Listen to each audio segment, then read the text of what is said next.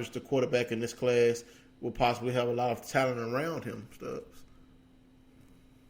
It's going to be interesting. I mean, it's definitely going to be a wide open race. What scares me is you're going to have all these people come in, and whoever doesn't win, it's going to get their feelings hurt and transfer out again, and we'll go through this whole process all over again. That Patterson one, I know he was a big one in Pearl, and then went JUCO.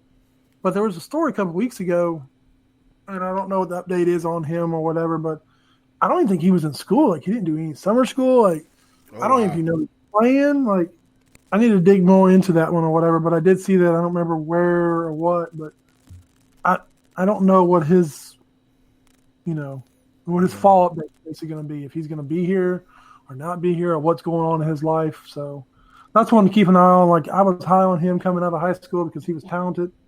So we'll see what happens. So that's the recruitment news we got going on today. I'm going to jump over here and jump into one of my favorite sports, and that is women's softball. So Josh Johnson gets announced as the new pitching assistant coach from Mississippi State. He comes from, I think, All State, where he spent the last 5 seasons there as a pitching coach, and then was elevated to the associate head coach prior to the 2019 campaign. I think in his 5 seasons there, Ball State was 157 and 119, and then I think they had a winning conference record when playing. They also won the 2018 MAC Western Division crown. His numbers, for the team, they look pretty solid. Like, I think they finished last year with a league low 2.48 ERA, and that also came with a lot of injuries. But they had 3 pitchers basically that dominated and got 37 wins for their 4th highest single season total in program history, like I said, and then won the MAC West Division champion. So I was hoping we'd get Samantha's sister and steal her from Oklahoma, but I know she's got a lot of stuff going on. So, hey, let's see what this Josh Johnson does. I feel like I want to listen to some music, but all right. So I'm going to throw this one back to you and let you talk about Princess. Princess? Big T. Oh. Man. I miss Tierra McCowan, but I've been watching her play for the Indiana Fever this season, and she has become a terror for the Fever. She's gotten better every game, and just to run down some of her stats from her past couple of games, and the Fever are now on a 2-game winning streak, snapping a 3-game skid. In her last game, Tierra McCowan played for, see if I can see the minutes. Don't see the minutes, but she scored 24 points, had 5 blocks, and 17 rebounds. That stat line sounds very, very familiar.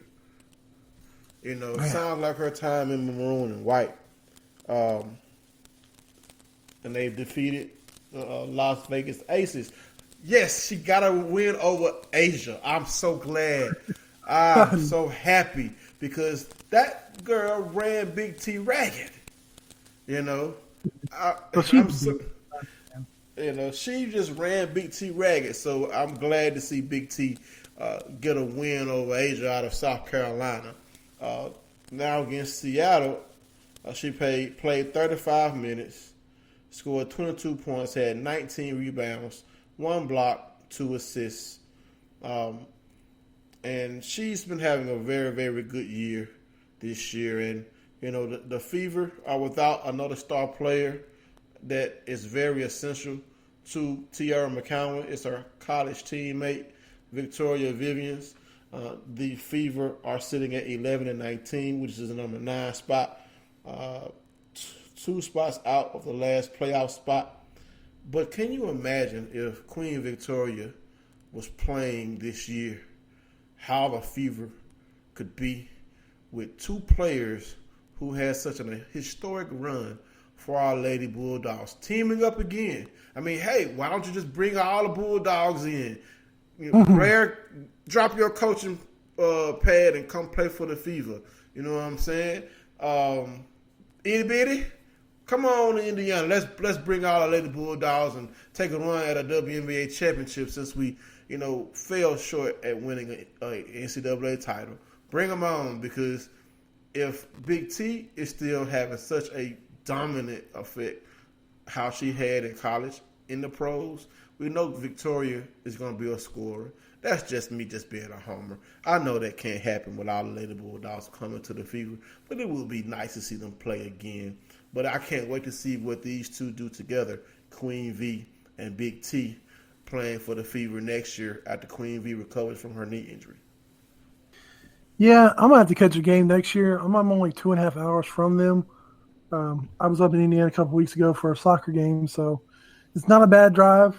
I mean, I feel like Indiana just got highways about 5 years ago because they're still working on them, and it's construction all the way up from where I am in Louisville all the way to Indianapolis. So when Victoria gets back, I'm definitely going to try to catch a game next year. Cheap tickets, might as well go support my Bulldogs, see what happens, especially year two and year two for both of them, because Vivian's isn't playing this year. So we'll see. Indiana's made a big strides when they were last year because, they had one of the top picks, and so they've won actually more games. So maybe that's a contribute from Princess. So anyways, we're going to finish up with the last two topics tonight, and that is women's soccer. Mississippi State is now 1-1 on the season. We won against Alabama A&M, and then we just happened to lose this past Saturday to BYU 1-2.